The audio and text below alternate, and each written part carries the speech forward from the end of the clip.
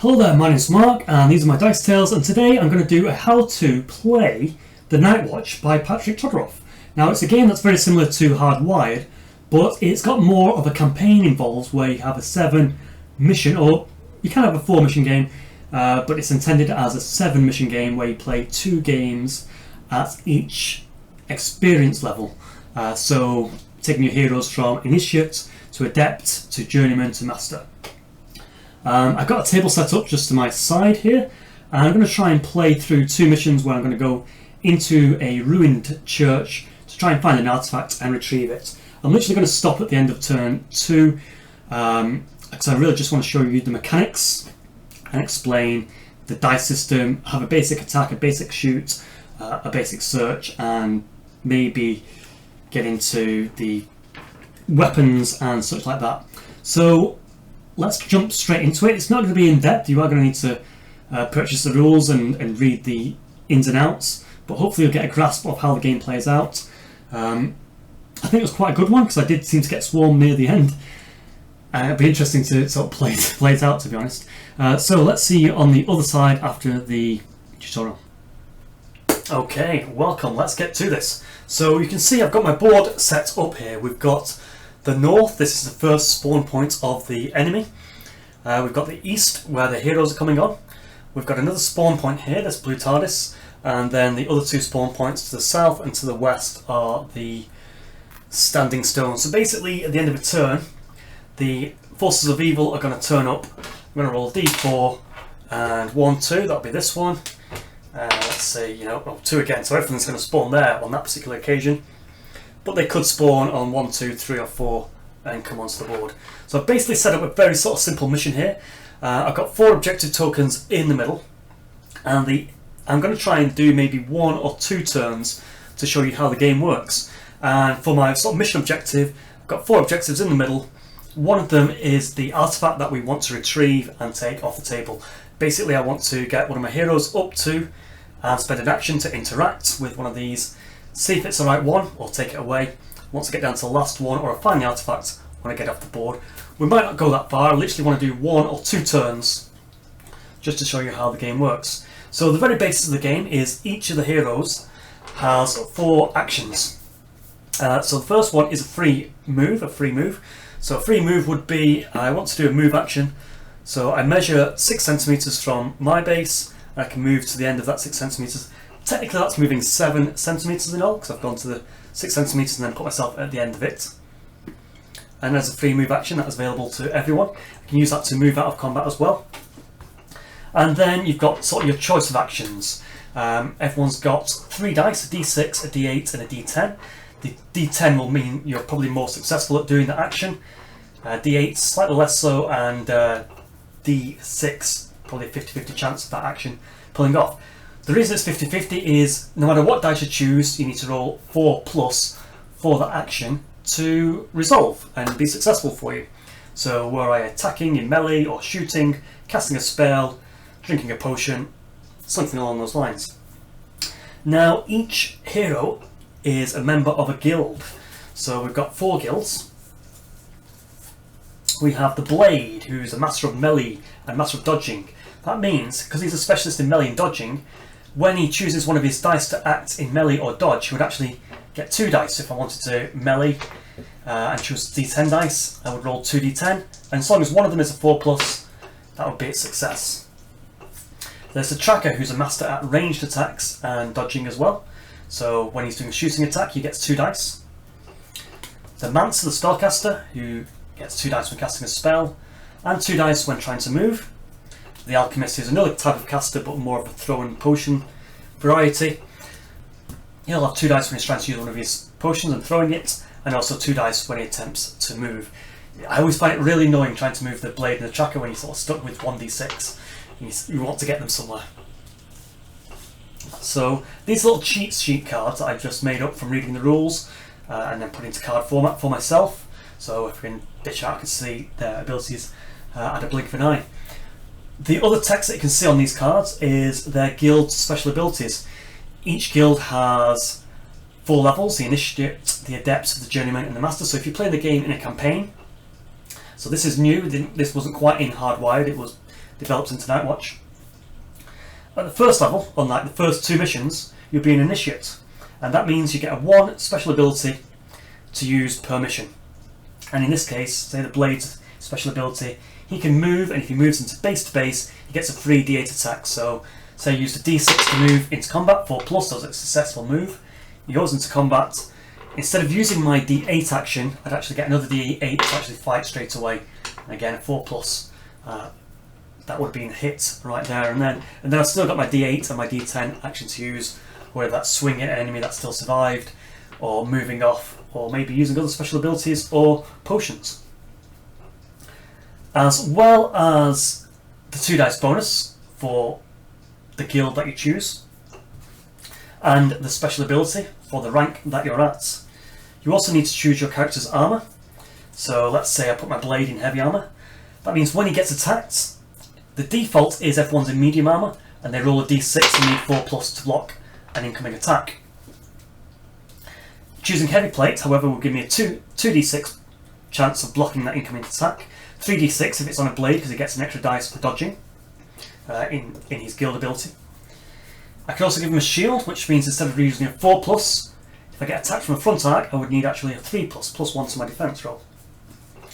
I'm just going to dish out some armour here, so medium armour for my tracker, use my ranged attack. Light armour for my Mansa, because my model doesn't seem to be wearing any particular armour other than his robes. It's fairly traditional that mages don't have armour. But in this game they could wear the heavy armour, that wouldn't really compensate, because they can teleport around, so the -1 move could be a good combo. But anyway, if I do go with light armour, it means my defense is 5+ instead of 4+, but I do get +1 movement from it. Just stating it. Did I mention the heavy armour slows you down? -1 movement for it, so I can move 5 centimeters instead of 6. When I say centimeters, I'm playing in 15mm because I'm at home and I like the compact nature. When I'm out and about at local clubs and from the game shops, I would possibly be playing in 28mm and using inches. I'm not going to throw down all the cards because my alchemist is probably going to have medium armour as well. And then you would choose, once you've got armour, you would then choose weapon sets. So in this particular case, my Blade is like a paladin character with a sword and a shield. So I'm going to use a one-handed weapon set. It had somewhere, I've lost it now. I had a shield card as well, but basically, the shield card's already down, I mentioned that, sorry. So weapon sets, one-handed weapon gives him another ability that he can use once per foe, I believe. And he can parry an attack, which means he can knock that foe away from him. Might be useful if I want to move off and try and get an objective, or if there was multiple heroes in combat, they would all get a disengage attack on the enemy that I knock away. This is what I was looking for. One-handed plus shield, it gives me a shield bash attack. So I've got a sword, I've got a shield. When I attack, I can also roll a d6, and on a 4+ I get a free attack in there as well. My tracker, I'm giving him 2 weapon sets. I'm giving him the longbow, which means instead of using a standard bow, he has his range increased by 6, so he can shoot 24 inches, bit of a sniper. And also, should he need to get into close combat, I've given him dual wield as well. So he can whip out 2 daggers, and if he's fighting a single foe, he's not in a mob or anything like that, again he can roll a d6 and get a free attack on that model.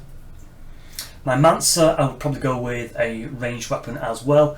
It doesn't have to be a longbow, I could say it's a magic staff that shoots beams of energy and acts like a longbow. And my alchemist, it's my little thief model here. He's got a hand crossbow and a sword, so he would have the same one-handed weapon set that my blade has got, as well as having the one-handed ranged weapon, and in this case a hand crossbow or a pistol. They have a range of 12 and give you -1 to the foe's defense, so instead of needing 4+, they would need 5+ to defend, but it does need a reload, so I need to spend a dice to actually reload those weapons. So I'm just going to move these cards out of the way. I think they're going to be very useful when I get into the game. And finally, your heroes can have, I'm missing again a card here, but you can have scrolls, grenades, and I'm missing the card for the potions, and they're like extra abilities. So instead of using your melee attack or just a plain melee attack or your special guild ability, you can possibly use something in your pockets like smoke grenades.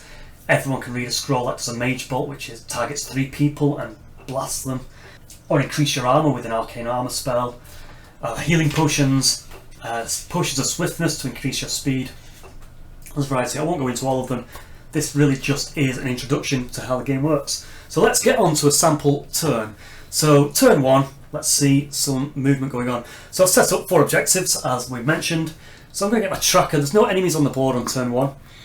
So my tracker, they are not specialist in moving, so they only get 1 dice. I'm going to use a d6 to try and move for now. 1, he fails it, so I've wasted that ability. Let's put that aside. I'm going to try d8 to move.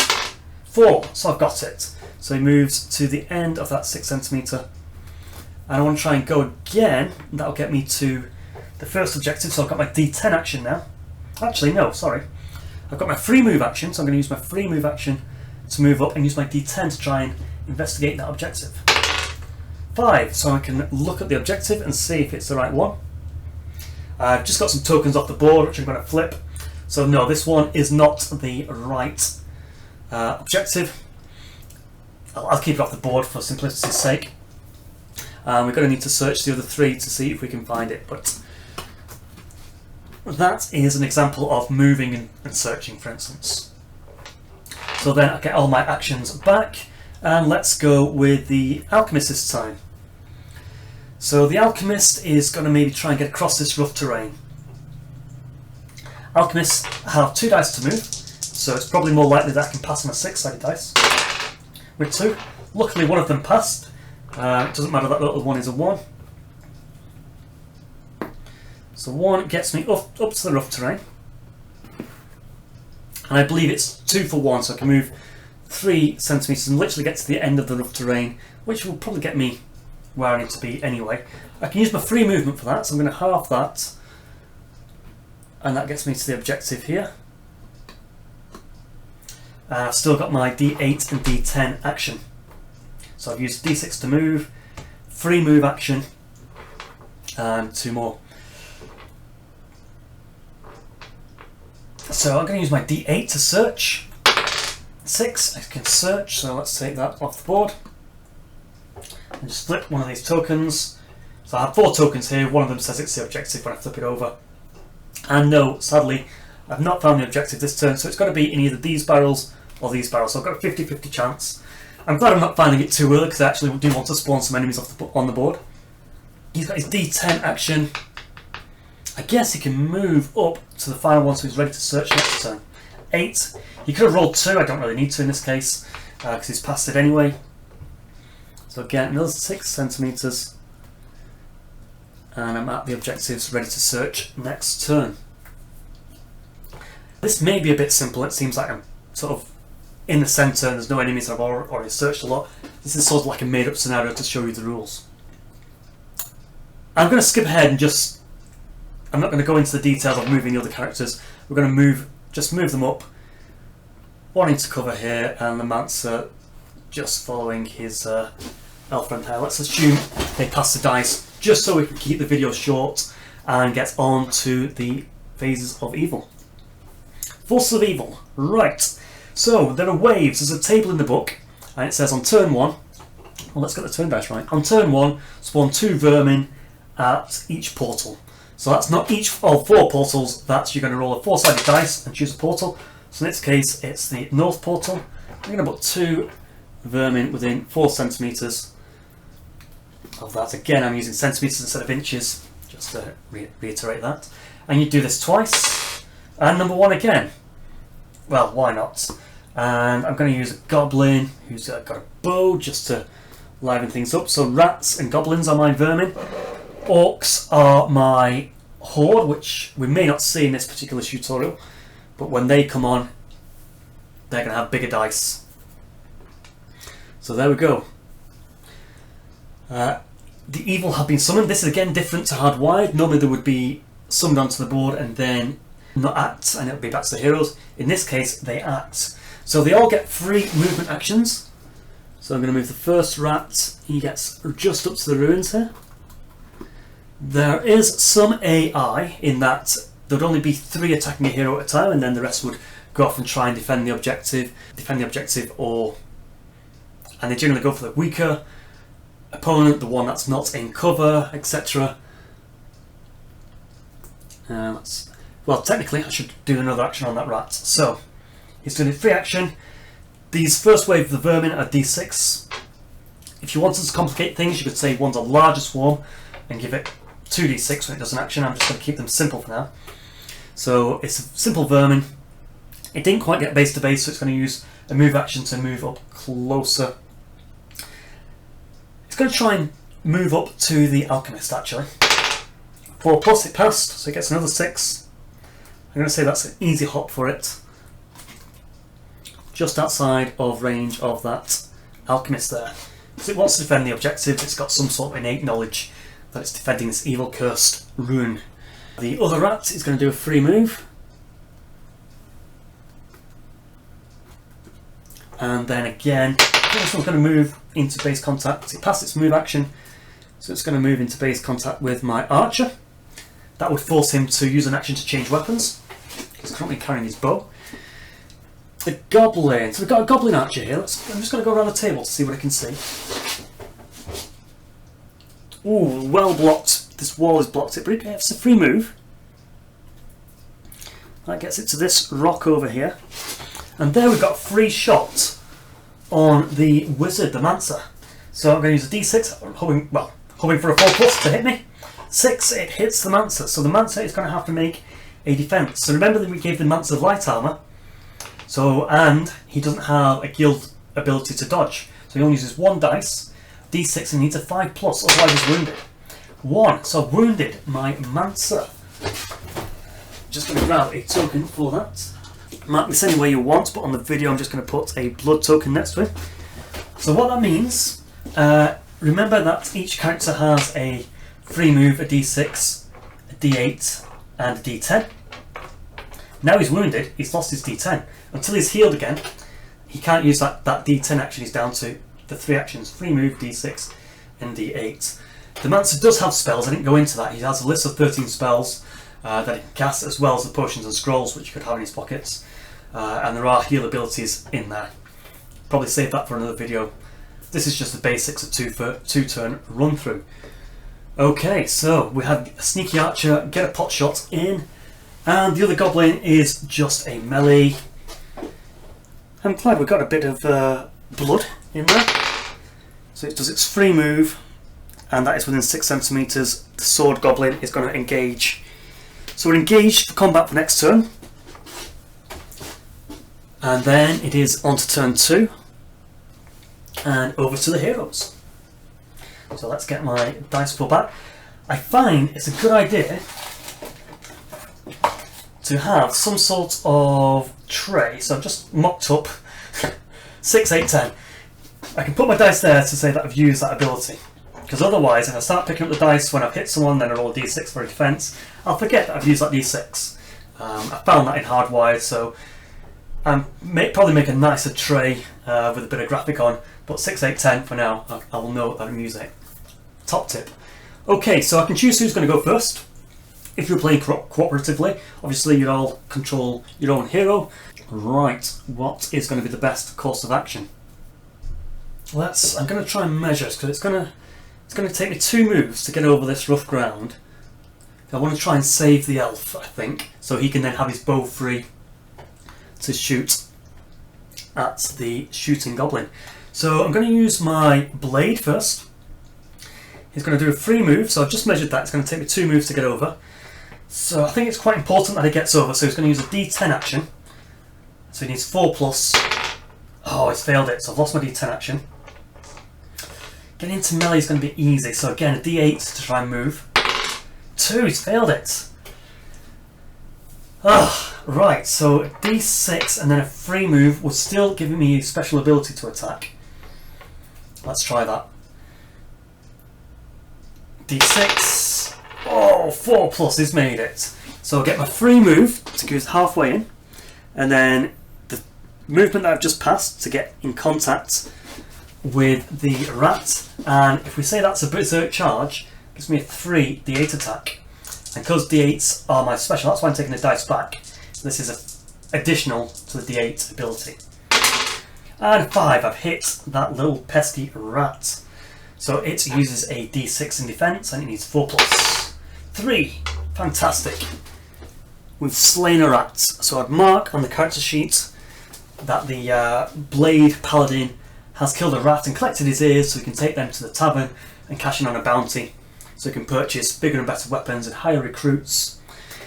I must say that it's not always just your heroes, probably the first mission it is, but later with a bit of money and silver in your pocket you can hire grunts to come with you, who, again, you can hire the levels, you can hire a D6, a D7, a D8 or a D10 hireling to come with you, or a familiar or an animal companion. So you want to mark off who's killing things, so you know how much treasure to cash in at the end. So that was all the actions. That's a Barbarian Blade, Paladin Blade out the way. So let's take those back. So free move, reset yourself. So my archer is now free. There is nothing about shooting into or out of combat. Right, my elf is going to take a free move up to that objective there. I'm not going to say that's difficult. Even if it was difficult, there's plenty of movement if I halved an inch just to climb that small bit of wall. So I'm going to definitely use my free move to get up there. Now I've got two targets. There's no line of sight. No line of sight? No, what am I talking about? Arcs. Technically there's a front arc for the shield, but I can see backwards, I can see forwards. I don't have to sort of move to turn around or anything like that. So I'm going to try and shoot at that rat attacking the alchemist. So I'm going to use my D10, and because I'm a specialist, I'm a tracker, I get 2 dice for doing a ranged attack. So both of them pass, so that's 1 successful hit. The rat is a D6er, he's going to make a 4+ save. 5+, he's saved that. I'm going to hit him again with my D8. That's a hit as well, so let's see if we can save this one. No, he fails to save that one. So the tracker has also killed a rat, freeing up the alchemist to now search the objective. And finally, I've got my D6, and again, doing a ranged attack. Sorry, I can attack the goblin archer. So there could be modifiers. I'm on a higher ground, so there's nothing really intervening. I moved, so there's no intervening terrain. But the game does have very basic modifiers. There is obscured, so maybe a bit of a bush or foggy cloud, I don't know, something like that. It just gives you -2 to shoot, so instead of needing 4+, I'd need 6. There is soft cover, which again has a -2, but also gives a bonus to the defense dice, and hard cover, which gives an extra bonus to the defense dice. So in this case, I've hit him with a 4+, because there's nothing intervening. Let's make that goblin make a saving throw, needing 4+. He saved it, takes an arrow, and narrowly escapes death. Right, who else have we got? We've got the alchemist and the Mansa. The alchemist. Let's have the alchemist search this box.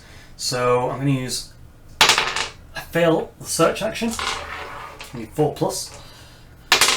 There we go, got it with a D8. Let's remove token. Right, we've got the objective. What can I use as a McGubbin objective? That's a bit big. We'll see, he has picked up the artifact from those barrels. He now needs to get that off the board, so he's going to move the D10 off the board. He has 2 dice to move. Oh, he's failed it with D10, see? A 1 and a 3. So that fails to move, but he's still got his free move action. He's going to head that way, which gets him to the edge of that difficult terrain. Technically a little bit further, halfway through it. Actually, because it's difficult terrain, probably just on the edge of it. Okay, and then finally we're at the Mansa. So he's going to use his scroll to disengage from... He has a scroll, let me just... Arcane Evasion scroll. So you can teleport 3. Have I got a 3? So he's going to teleport just back into here. He needs to roll to do that, so what does he want to do it on? He's going to do it on his D8. Now assuming it's a spell, so he's going to have 2 dice. 5+, so I've passed that. Sorry. So he's passed his scroll, he's teleported out of combat, so he doesn't get the disengage. If he just disengaged and moved out of combat, the enemy would have got a free attack of him with -1 defense. Just remember that he's carrying the MacGuffin. So So now I'm going to use a mage spell. I'm going to use a D10 to cast that, so 4+. I'm going to use improved mage bolt. Again, I've got 4+. That gives me 4 D10 attacks within range 12. So both enemies are within. I might give the goblin a little bit of cover behind because it is just touching this wall, just to make things slightly interesting. So I'm going to need 6+ for being obscured by the soft cover, and he's going to get +1 defense. So I'm going to throw my first bolt. I get 4 bolts. I'm going to do the goblin swordsman that I've just escaped from. Still got my D6 and my free move, remember. I said I need 6 to hit, so my first bolt is wasted. Second bolt misses. Third bolt 6. I've caught him. So the goblin is going to make a saving throw, and it's going to need 3+ because I'm going to say he's going to get in soft cover from that wall. Gets a 6, so the rock explodes as he dies. His head ducks just out of the way. And my final D10 assault misses, so I teleport out, spellcast into the combat. I'm just going to use a normal spell attack, which is just like an attack, a ranged attack. I hit, and defense 6. He's one lucky little goblin, nimbly running around those ruins. So that is all the heroes. I do have a free move.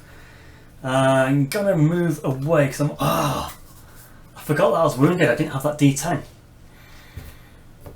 See, very easy to forget little things like that. Let's leave him there. Let's say he doesn't get a movement out, and let's just move on to the Horde's turn. So first of all, we're going to spawn. We're going to roll D4 to find out which of the 4 summoning stones the enemy appears on. So 2 this time. Ooh, that's nasty. That's right next to my alchemist carrying the weapon. So 2 more Horde. So I could probably move them. We probably want to make a bit of a barrier. Let's be intelligent. We want to form a line. Stop that adventure escaping with the artifacts. And 4. 1, 2, 3, 4. The one at the end. That's not so good. Let's go for my goblins. So I'm going to bring in another ranged one, just so, because it's coming on so far away. You probably can't see him on the map there, just about. And another swordsman. Little vermin. And that takes us into turn 3. All the enemies are going to act. So I believe normally you go with the higher dice monsters first, and then going down to the lower dice. So we don't have any high dice, everyone's a D6er. It's all vermin on this early mission for the example, and we're going to end at the end of this turn anyway. I don't want to go any further for a demonstration. This is a demonstration, so when I do a full playthrough, I can say reverse this video to see how the game plays, so I don't have to do explanations as much. So let's see, let the archer go first. The archer, because he's on lower ground, I'm going to say he wants to shoot something out in the open. The paladin.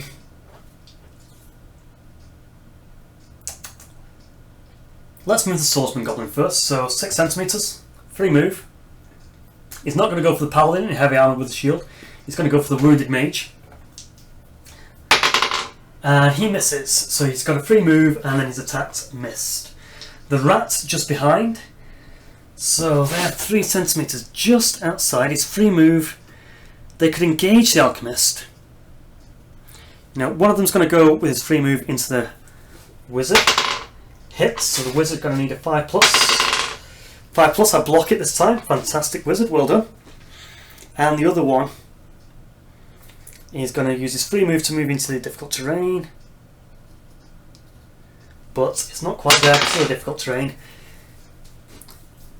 You know what? I'm going to say the rats can cross difficult terrain. It's one of those games, it's a toolbox. I wouldn't expect a rat to be held up by moving over rubble.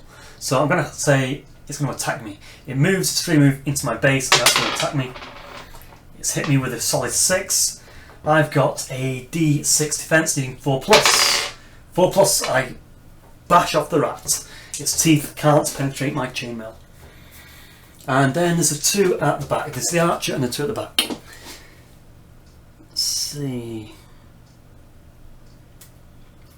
and get the archer just into play. So free move, you can scramble around here. It's going to be a difficult shot because there's obscuring things in the way. I'm not going to say it's heavy, soft cover because he's not by it, but he is intervening. He misses anyway. And then the other one is going to move. That will get him behind his barrels, and if he moves again, he can catch the elf. He fails to move again, so he sees the elf and decides to cower behind the barrels. So that is how the game would play out. Did that make sense? It's my first ever time trying to explain rules in a game as a pure tutorial video. We had 2 turns where we spawned enemies on at one of 4 locations. We showed how you moved, how you used items in your backpack. I think we only had one mistake where I forgot to take the wound into account on the mage. I didn't reduce his action pool. And the tip of using a little tray to say which dice you've used as well. So that's it. I might do an end chat. Okay, thanks for watching. I hope this helps. If you did help you in any way, do like and subscribe or leave a comment below. Was I going too fast, or, you know, it's my first time out trying to do a rules explanation. Do I want pop-up text explaining what's going on? I mean, do check out my Hardwired video where I have the whole game played out in about half an hour, where I cut out the thinking time and I have pop-up text showing you what actions I was using on that turn. Don't go into the detail. You sometimes hear me talking about what I'm doing. Occasionally I talk about doing something while I'm doing something else on the board. That's why I want to try and get this tutorial down, so when I play the game you can refer to this to say, that's what it should have been doing, that's what it was talking about. I know what he means. That's the idea. Anyway, I very much like the idea. I've got a few campaigns in mind. I've got one where let's see, I'll get my minis out here. Yeah. So here's a couple of minis, and this one is the camera that's meant to focus.